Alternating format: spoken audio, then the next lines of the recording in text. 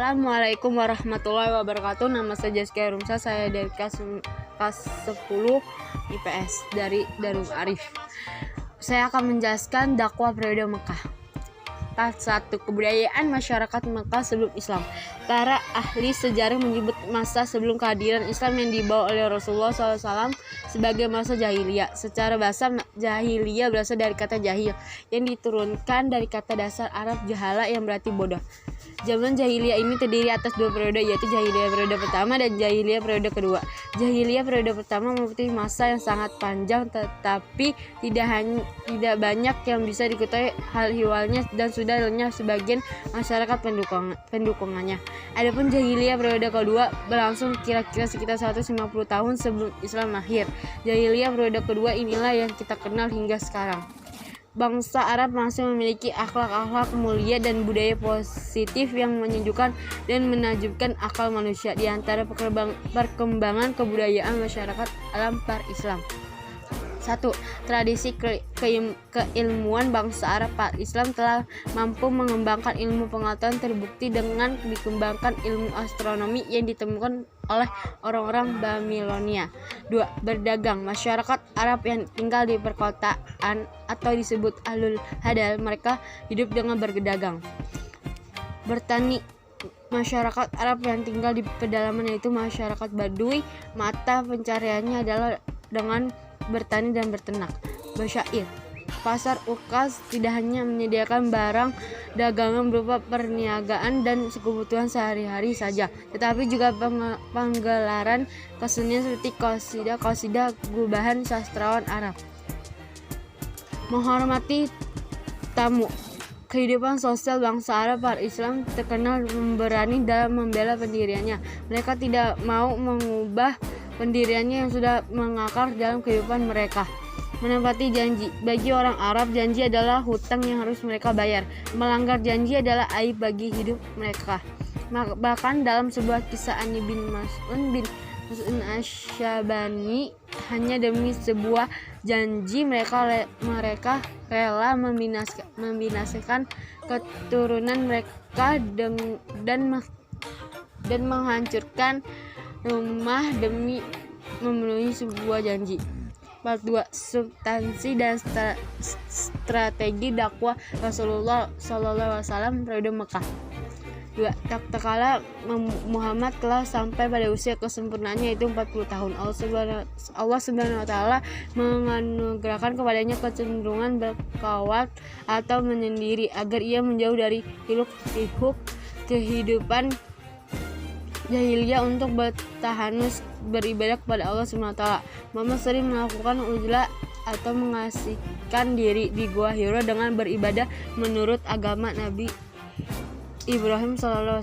Dan dalam keadaan bertahanus di Gua Hira, muncullah seseorang dan berkata kepada Muhammad, bergembiralah hai Muhammad, aku adalah Jibril dan engkau adalah utusan Allah SWT untuk umat ini. Kejadian ini terjadi bertempatlah pada tanggal 13 Ramadan tahun 13 sebelum Hijriyah atau bulan Juli tahun 610 Masehi. Malaikat Jibril berkata kepada Muhammad, bacalah. Lalu Muhammad menjawab, aku tidak bisa membaca. Demikian sampai 3 kali hingga malaikat Jibril mendekat untuk ketiga kalinya dan akhirnya Muhammad mengucap Al-Alaq ayat 1-5. 1. Dakwah sembunyi-sembunyi. Rasulullah SAW memulai dakwanya secara sembunyi-sembunyi, menyuruh manusia untuk beriman kepada Allah SWT, menganut agama tauhid dan mengenalkan bahwa Tuhan itu satu, yaitu Allah Subhanahu wa taala. Dakwah secara sembunyi-sembunyi ini dilakukan untuk menghindari munculnya gejolak yang sangat mungkin terjadi di kalangan masyarakat. Beliau memulai dakwah kepada keluarga dan karib kerabatnya. Beliau mengetahui bahwa orang Quraisy sangat terikat fanatik dan kuat mempertahankan kepercayaan jahiliyahnya. Dakwah secara bersembunyi-sembunyi berlangsung selama 3-4 tahun. 2. Dakwah terang-terangan. 3 tahun lamanya Rasulullah SAW berdakwah secara sembunyi-sembunyi di rumah sahabat Akam bin Abi Akam, penduduk Mekah. Banyak yang sudah mengetahui dan mulai membicarakan agama baru yang beliau bawa. Mereka menganggap agama itu sangat bertentangan dengan agama nenek moyang mereka. Pada waktu itu turunlah wahyu yang memerintahkan kepada beliau untuk melakukan dakwah secara terbuka dan terang-terangan kepada seluruh masyarakat. 3. Peristiwa dalam dakwah Rasulullah SAW periode Mekah.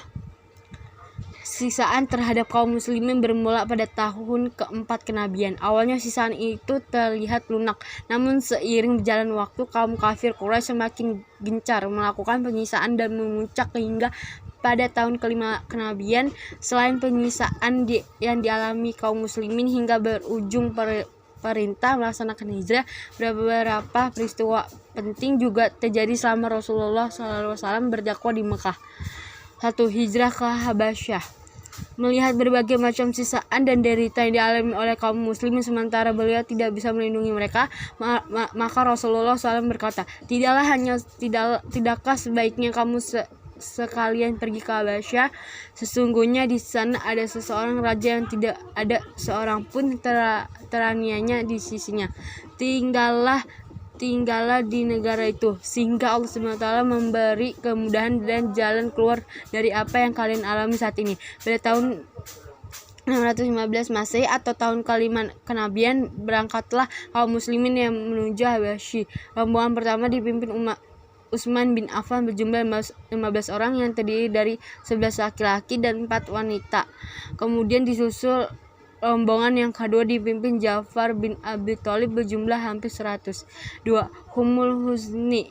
Abu Thalib bin Abdul Muthalib adalah orang yang paling gigih membela dakwah Rasulullah SAW. Perlindungan dan bantuan dari Abu Thalib dalam dakwah Rasulullah SAW sangatlah totalitas. Ia adalah bentang yang melindungi dakwah Rasulullah SAW. Meski ia tetap berpegang pada agama nenek moyangnya. 3. Isra Mi'raj. Peristiwa Isra Mi'raj terjadi 1 tahun sebelum hijrah, tepatnya pada malam Senin 27 Rajab setelah Rasulullah SAW pulang dari perjalanannya ke Taif. Isra secara bahasa artinya perjalanan malam, adapun menurut istilah yaitu perjalanan Rasulullah SAW pada satu malam dari Masjid Haram ke Masjid Aqsa atau Baitul Maqdis di Palestina. Mi'raj adalah naiknya Rasulullah SAW dari Masjid Al-Aqsa menuju Sidratul Muntaha untuk menghadap Allah SWT. 4. Hijrah ke Yathrib. Setelah peristiwa hijrah ke Yathrib, ada satu perkembangan besar bagi kemajuan kaum muslimin yang datang dari penduduk Yathrib. Mereka melaksanakan ibadah haji ke Mekah yang terdiri dari suku Haus dan Khazraj. Pada musim haji selanjutnya terdiri dari orang Yathrib berjumlah 73 orang. Atas nama penduduk Yathrib, mereka meminta kepada Allah SWT untuk berkenan pindah ke Yathrib. Wassalamualaikum warahmatullahi wabarakatuh.